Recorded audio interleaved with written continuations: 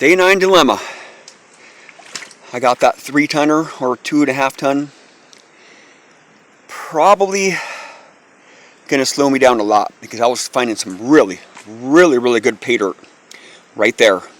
There's a big rock underneath this one that I probably will not be able to remove, especially because this big rock is there. It was sitting right there. So let me go grab my pick here, see what we got going.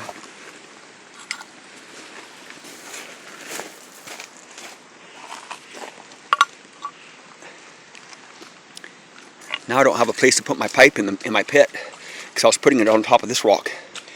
But that is a humongous rock. So is this one. This one's even bigger. Got another one right there. Really smooth, shiny, and black.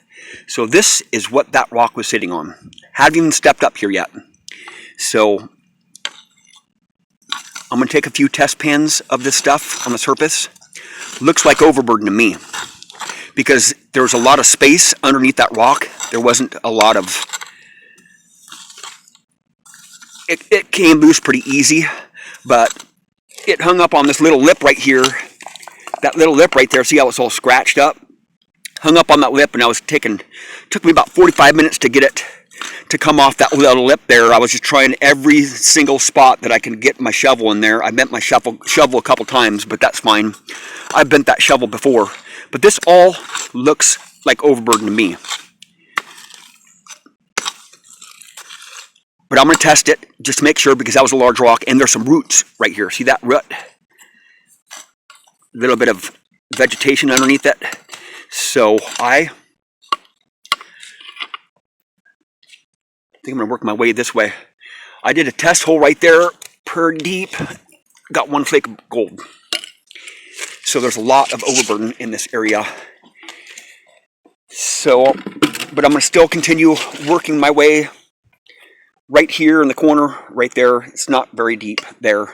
I mean, it's deep right there underneath the rock, because I dug 4 feet deep to get that rock in there. And there was some really good pay dirt underneath that rock right there.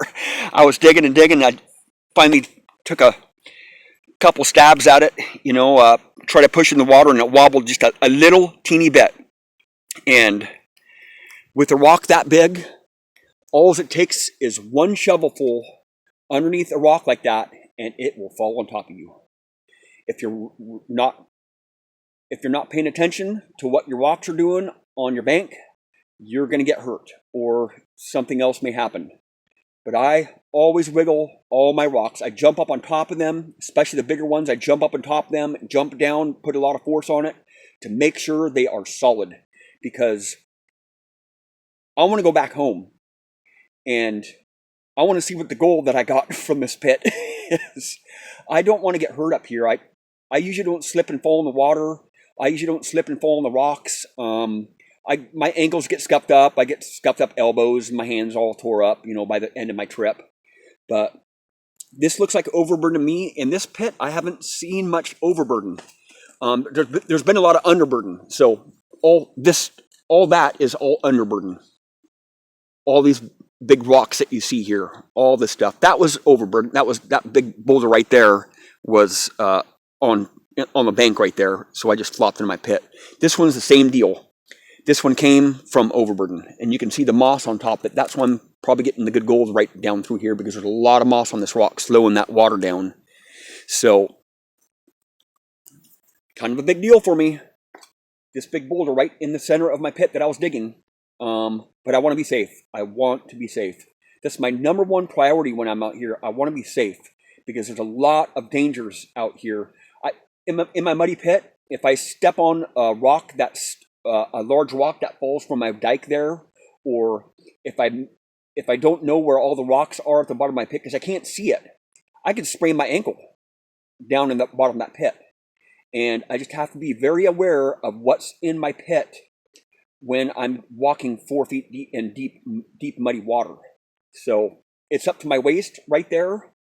My belt is wet, so that was a pretty big deep hole that I dug there, and I can dig as deep as I want in here to get that pay dirt out.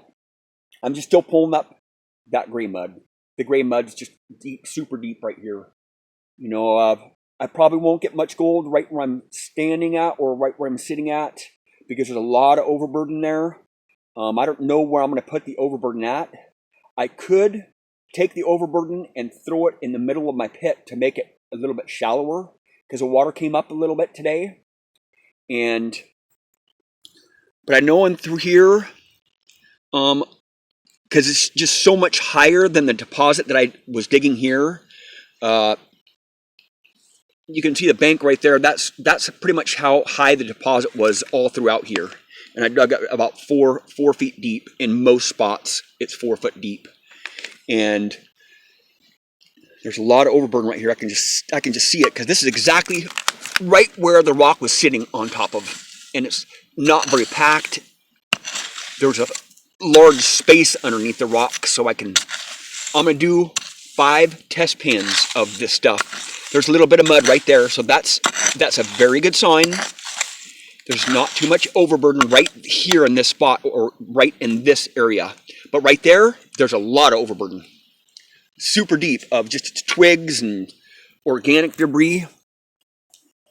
So I'm gonna do 5 test pans of this stuff that right where this rock was sitting on top of. And I'm going to see if I can get some consistent flakes and get a flake count. And if it's, there's probably a lot of fine gold, mostly fine gold in there. If there's 60 flakes per pan of fine gold, I might run it. If I find some 80 or 100 mesh, I might run it too. It just depends on how much gold is on it. And if there's not enough gold, I'm just going to throw it in the center of my pit to make it so I can start backfilling in a little bit.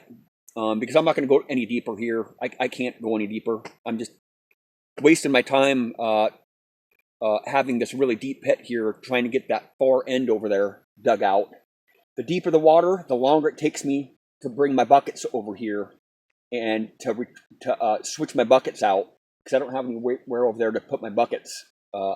So just one shovelful at a time, you know, in one bucket, and then I have to come over and get my other bucket. And so this is Prospector Jeremy, Paystreak, Superfreak. I'm on the Little North Fork Santiam River, and I'm out.